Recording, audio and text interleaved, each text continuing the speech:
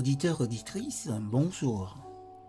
L'heure est venue pour nous de partager un petit moment de réflexion autour de la parole de Dieu. Le thème de ce mois-ci, le chemin de la sanctification. Notre titre de jour, d'une volonté obstinée à une volonté sanctifiée. Soyez des serviteurs du Christ qui font de toute leur âme la volonté de Dieu.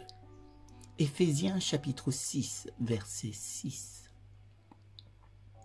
Que personne ne dise « Je ne peux pas surmonter les défauts de mon caractère », car si c'est ce que vous décidez, vous ne pouvez avoir la vie éternelle. C'est une question de volonté.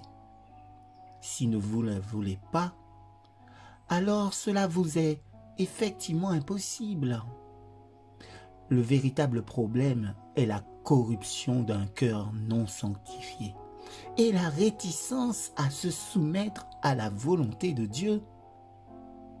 Quand vous déciderez au plus profond de vous de remporter la victoire, vous vous disposerez vous-même à vaincre. Vous cultiverez ces traits de caractère qui sont admirables et vous engagerez dans la lutte avec des efforts déterminés et persévérants. Vous veillerez sans relâche sur les défauts de votre caractère et cultiverez l'habitude de bien faire, même les petites choses. Il vous sera moins difficile de vaincre dans la mesure où votre cœur sera sanctifié par la grâce du Christ. Quel travail nous pourrions individuellement accomplir si notre volonté orgueilleuse et têtue était soumise à celle de Dieu, et si notre âme se détournait de tout ce qui est terrestre pour se tourner vers l'atmosphère élevée et pure du ciel.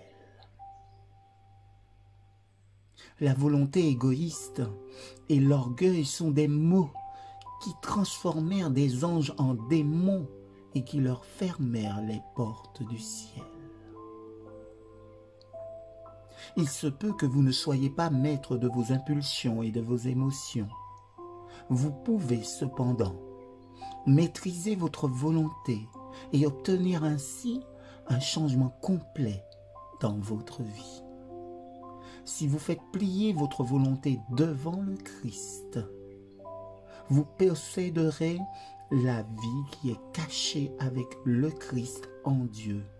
Et vous aurez pour allié celui qui trône au-dessus de toute principauté et de toute puissance. Oh, quelle bénédiction qui nous est réservée. Voulons-nous en faire provision? Vous subirez l'étreinte de la puissance divine.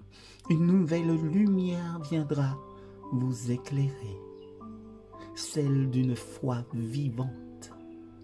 Il faudra parfois réquisitionner toute la force de volonté dont vous êtes capable, mais Dieu agira en votre faveur et vous façonnera pour que vous soyez un vase d'honneur.